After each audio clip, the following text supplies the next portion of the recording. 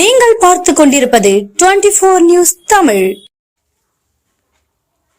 முதுமலை புலிகள் காப்பக வனப்பகுதியில் தொடர் மழையால் வனப்பகுதி பசுமையாக மாறியது. புலி உட்பட வனவிலங்குகளின் நடமாட்டமும் அதிகரிப்பு. வனத்துறையின் வாகன சவாரியில் வனப்பகுதிக்குள் வனவிலங்குகளை கண்டு மகிழ்ந்த சுற்றுலா பயணிகள். நீலகிரி மாவட்டத்தில் அடர்ந்த வனப்பகுதியான முதுமலை புலிகள் சரணாலயம் 688 சதுர கிலோமீட்டர் பரப்பளவு கொண்டது. இந்த வனப்பகுதிக்குள் சுற்றுலா பயணிகள் சென்று வனவிலங்குகளை நேரடியாக கண்டு ரசிக்க வனத்துறையினர் வாகன வசதி செய்து தந்துள்ளனர். தற்போது இந்த வாகனத்தில் சென்று வனவிலங்குகளை கண்டு ரசிக்க சுற்றுலா பயணிகள் ஆர்வம் காட்டி வருகின்றனர்.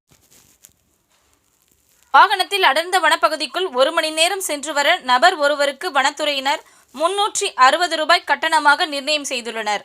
மேலும் வாகனத்தில் பயணம் செய்பவர்களுக்கு வனப்பகுதிக்குள் சென்றபோது பல்வேறு வனவிலங்குகள் தென்பட்டன.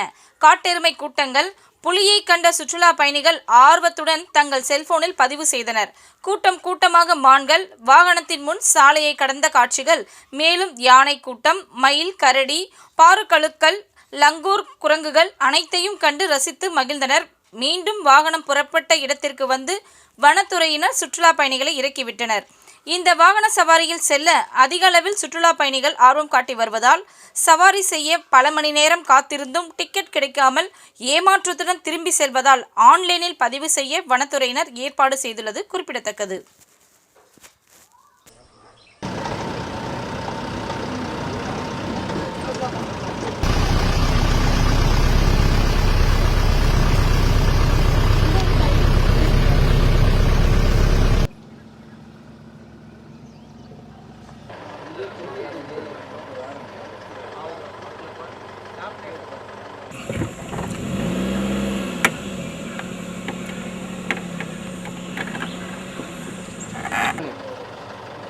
சரி விடு, அது நிற்கும்ல, தள்ளி விடுவேன்.